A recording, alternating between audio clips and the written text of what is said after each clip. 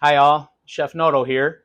I have a fantastic mise en place for you here today. It's one of my favorites, and I think it will be one of yours. If you follow all the directions and watch the video on how to mix this right, it could possibly be the best soft dinner rolls that you've ever tasted and also made by yourself. So of course, mise en place means everything in its place, all of your ingredients, tools to mix with, bowls to mix with. We're going to use pretty much just this plastic bowl scraper and this bowl, that my grandmother's bowl. So this is a volume measured recipe, not a weighed recipe. Everything's here, so let's mise. Now I start the mixing process. It's similar to the straight dough mixing method where you put everything in the bowl at once, but you see that shortening that's there. We don't add that until after we start forming a little bit of gluten development, because if we coat the gluten strands too early, it doesn't give them a chance to form the gluten that you need to have a good dinner roll. So you want to knead it like this for a little bit, and after you knead it for about 2-3 minutes, then you can start adding the shortening in to be able to coat those gluten strands to make them nice and soft for a dinner roll that you would like.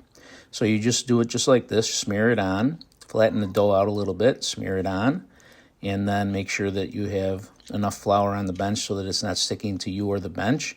And you just fold it in there and you keep kneading it. And you're going to do this 3 separate times throughout this kneading process. Now, if you don't want to do this kneading process like this, then you can just melt the shortening and put it in with your water, your milk, and your yeast.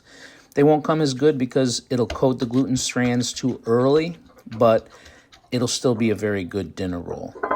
But doing this in thirds really helps to make it one of the better dinner rolls that you'll probably be able to eat or make.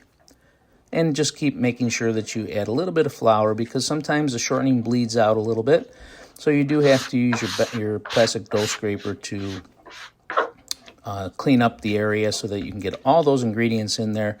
Make it look like that, and then it's going to rise to double its size after about 30 to 45 minutes. Cut them all round. You'll get 12 2-ounce pieces.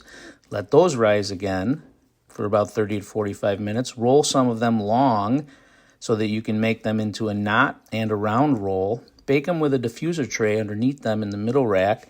They came out beautiful, guys, and tasted really, really good.